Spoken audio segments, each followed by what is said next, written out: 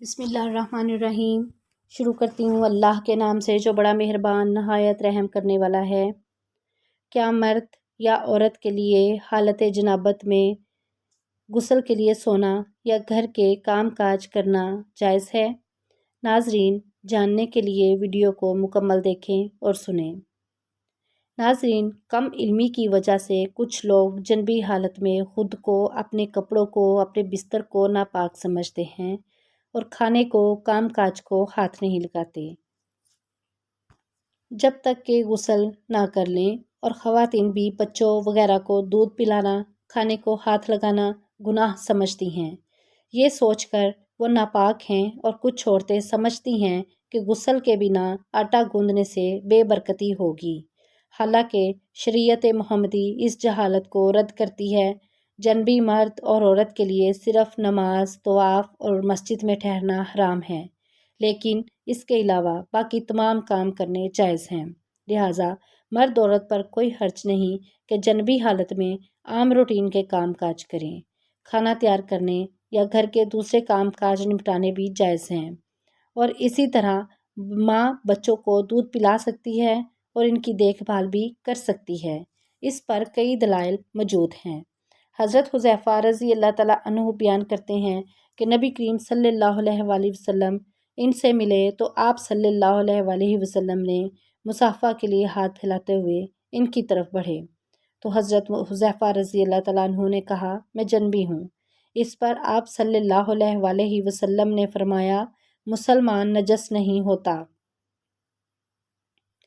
ابو ہریرہ رضی اللہ تعالیٰ عنہ بیان کرتے ہیں کہ نبی کریم صلی اللہ علیہ وآلہ وسلم مدینہ کے ایک راستے میں مجھے ملے تو میں جنبی حالت میں تھا، اس لیے وہاں سے کھسک گیا اور جا کر غسل کیا۔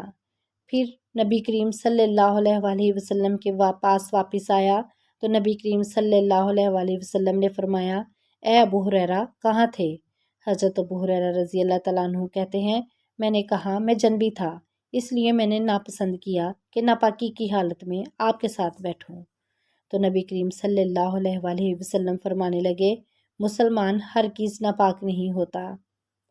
حالت جنابت کی نجاست حکمی ہے، حسی نہیں، لہٰذا جنبی حالت میں بیٹھنے سے جگہ نجس نہیں ہوتی، نہ ہی مصافحہ کرنے سے ہاتھ ناپاک ہوتا ہے، اور نہ ہی کھانا پکانے سے کھانا پلیت ہوتا ہے۔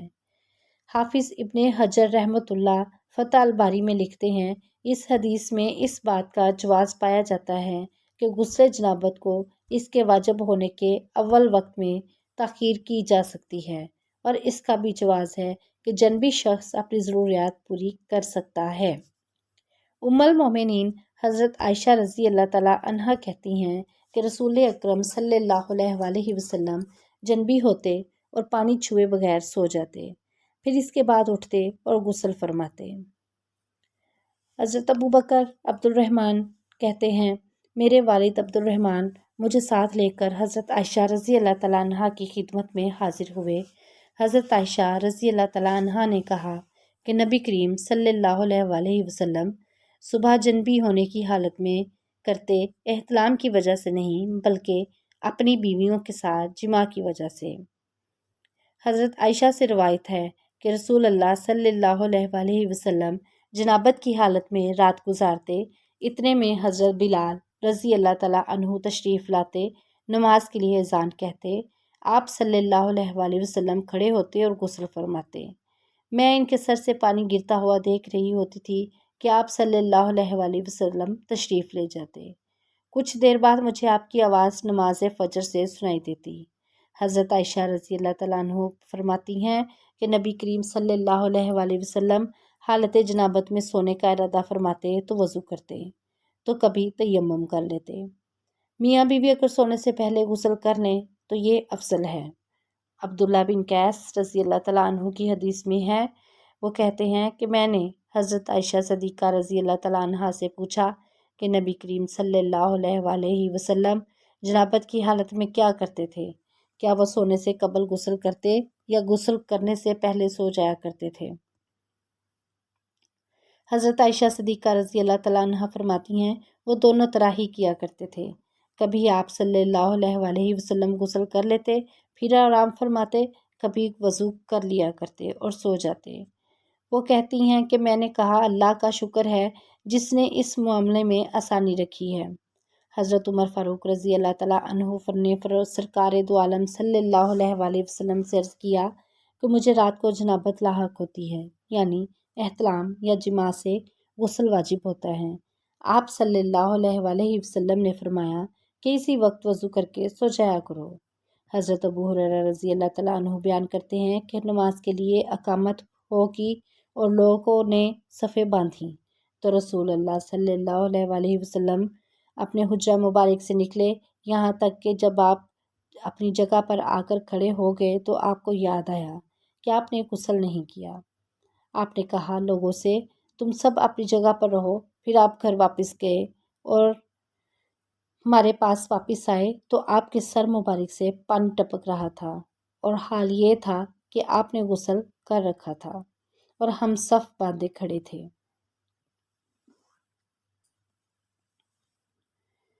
حضرت ابن عمر رضی اللہ تعالیٰ عنہ بیان کرتے ہیں کہ عمر بن خطاب رضی اللہ تعالیٰ عنہ نے رسول پاک اکرم صلی اللہ علیہ وآلہ وسلم سے پوچھا کہ ہم میں سے کوئی ایک جنابت کی حالت میں سونا چاہے تو جنبی حالت میں سو سکتا ہے؟ تو نبی کریم صلی اللہ علیہ وآلہ وسلم نے فرمایا جب تم میں سے کوئی وضو کر لے تو جنبی حالت میں سو سکتا ہے۔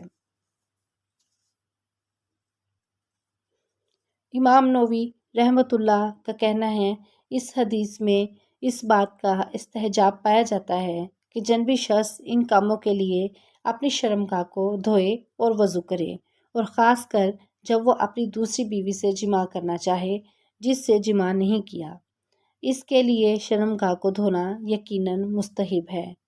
ان تمام احادیث مبارکہ سے پتہ چلتا ہے کہ غسل کے بغیر سونا، کھانا، سحری کرنا سب جائز ہے، مگر غسل کرے تو زیادہ بہتر ہے، یا کم از کم جب تک غسل نہیں کرنا تب تک وضو کر لے۔ وضو کرنا بہتر ہے، واجب نہیں ہے۔ جنبی مرد یا عورت کے لیے صرف نماز، طواف اور مسجد میں ٹہرنا حرام ہے، لیکن اس کے علاوہ باقی تمام کام کرنے جائز ہیں۔ ناظرین، اللہ تعالیٰ کے ہم پر کتنے احسان ہیں، اس لیے ہمیں ہر حال میں شکر ادا کرتے رہنا چاہیے۔ اللہ تعالیٰ ہمیں صبر شکر کرنے والوں میں رکھے، آمین۔ ناظرین، کمنٹ باکس میں ایک بار محمد رسول اللہ ضرور لکھیں۔ جزاک اللہ۔